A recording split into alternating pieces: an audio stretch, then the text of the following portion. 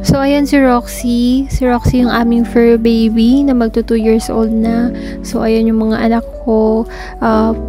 Sinama namin dyan si Roxy para makalabas naman din siya ng house. Although kinakabahan ako kasi dati yung dog namin is nagkasakit.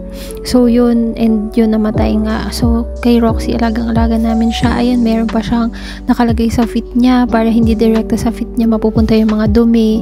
And then after that, nililinis talaga namin para hindi niya madidilaan. Kasi syempre sa labas, madumi. So yan, pag nasa labas yung mga fur baby natin, syempre hindi natin maiiwasan yung mga fleas and ticks na hindi natin napapansin, baka dumidikit na sa mga fur baby natin.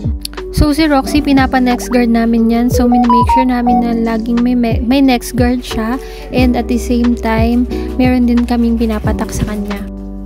So, ayan siya. Gustong-gusto niya yan. Binibaby siya. So, ito yung isa sa ginagamit namin pampatak sa kanya. So, yan. 3 yung nakuha ko na spot on. And mayroon din siyang tablet. So, pwede ka bumili niya ng isang pampatak lang talaga. Pero, meron din na ganyan. 3 na siya dun sa isang box.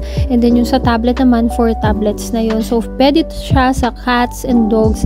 And sa small dogs, big dog, pwede siya. Small, medium, and large dog. So, pwede siya. So, iba-iba lang yung pagda-drops niya. So, yan yung isang sa mga dog ng hipag ko. So, kasi galing silang probinsya, and yung mga dogs doon is may mga fleas and ticks. So, that's why yan, ilalagyan namin sila sa batok. Make sure na sa batok para hindi nila madidilaan. Para safe sa kanila. So, 3 drops for neck kapag small dog. Kapag medium, 5 drops. And, syempre, mas madami if malaki yung aso.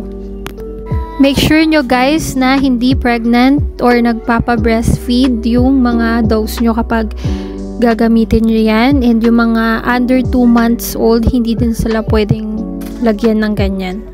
So, ayan pa yung isang dog nila. So, pinatakan din namin.